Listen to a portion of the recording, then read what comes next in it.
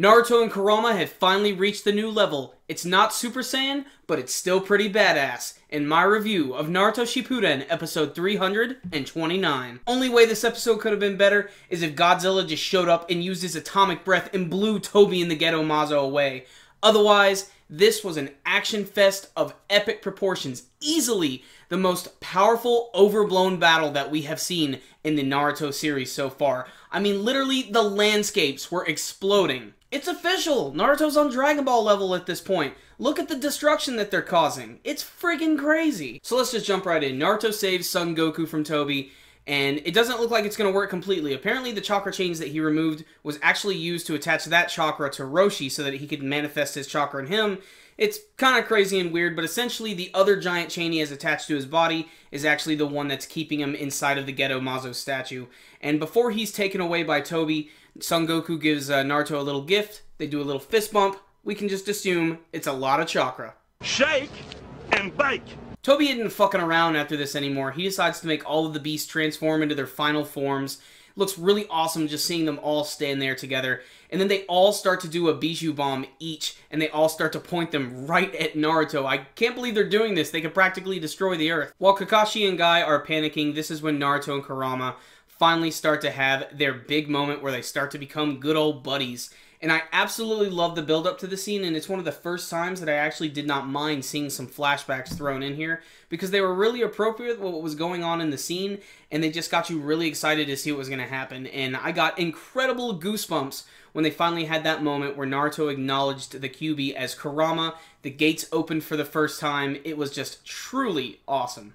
So the transformation sequence, it was awesome. It was really cool. It was very quick too. I love how he immediately had all of the chakra just explode all over his body. You could see the black markings appearing all over his hands and on his coat, forming that awesome jacket. And then all of a sudden you had the giant Kurama form come all the way around Naruto, and then he just starts running at all of the tailed beasts and roars directly at them. It is so incredibly awesome. The battle here is truly intense. It really is a battle between monsters. What I love most about it is it definitely reminds me of a Godzilla movie, and I just can't help but think that when I just see a bunch of giant monsters fighting each other. I mean, you look at the Three Tails, he's already acting like Anguirus, running around like a frickin' tire. By the way, that scene was really cool, and he rolled up and started to run right into Naruto, but then the Eight Tails saved him, and then he decked the frickin' Five Tails right in the face. Oh! Beautiful. But probably my favorite part of the episode is when all the tailed beasts decide they're going to back off and they start to do their Bijou Bomb again, except this time instead of doing individual ones, they actually combine it into one giant Bijou Bomb. Naruto has to counterattack with a Bijou Bomb of his own, and I love the way he does it, and I love the way it works and the way it looks. The fact that it almost looks as if he's forming a Rasengan, but he's actually sitting inside of Kurama's mouth, who's going to fire it off. It's really unique. You gotta love when the two blasts finally get next to each other, and then they just explode. Naruto's actually really clever here. He manages to fire it a little bit lower, so he's able to divert this giant blast. It doesn't matter though, they pan out and you get to see how destructive it really is. I also like the fact that Naruto's going to try and save all the Bijou himself, and even during the battle, he keeps trying to figure out where all of the different chakra rods are all over their bodies. And then this really weird moment happens. It's essentially Naruto going into this weird pseudo-like inner mind world where he's able to communicate with all of the other Bijou and their Jinchuriki. Now, Son Goku is not there, and Roshi is not there because it has just been reabsorbed into the Geto Mazo. But what's cool about this is he's able to finally communicate with all of them, and we actually get to see these creatures a little bit more, which is really interesting. And let me just say this now before I forget it. Saiken, the six-tailed slug, has a hilarious voice. Otherwise, I'm pretty cool with all their voices for all of them. In particular, Chome, the Seven-Tails, he sounds pretty awesome.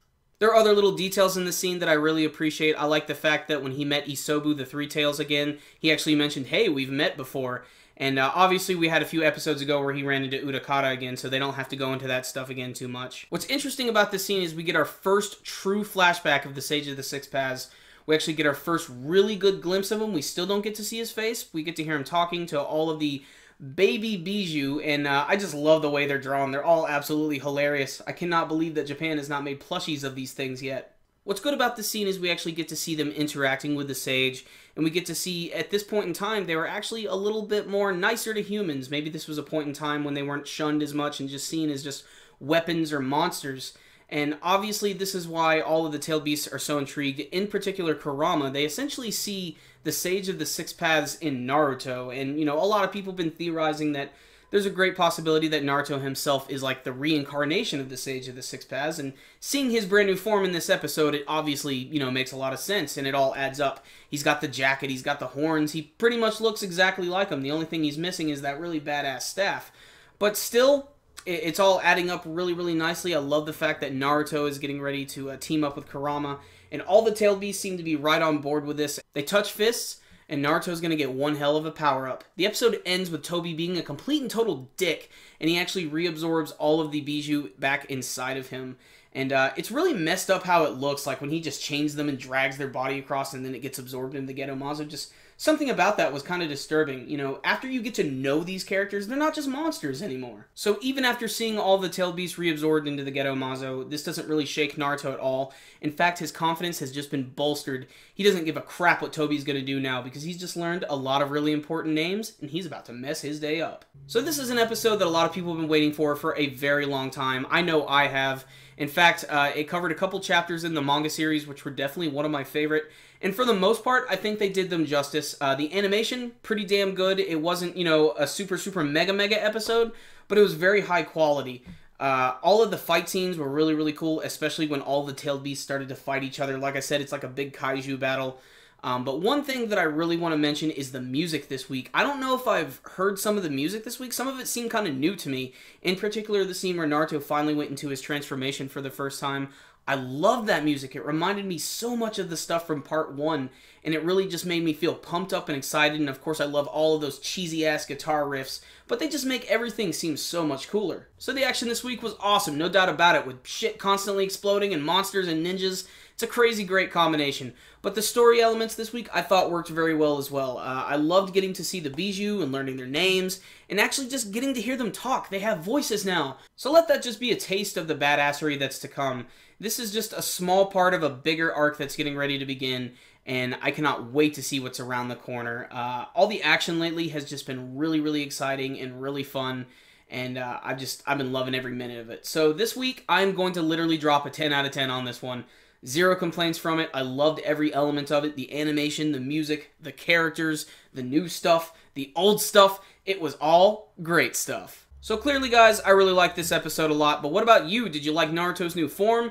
Did you like the episode? Did you have any favorite action moments? You can let me know with your comments below. And hey, before you go, give the video a thumbs up. It's one of the best ways to support our videos. That and maybe subscribing and checking out some of the other ones we got up top. So, I will see you next time, guys. Super Kami Guru 9000. Out.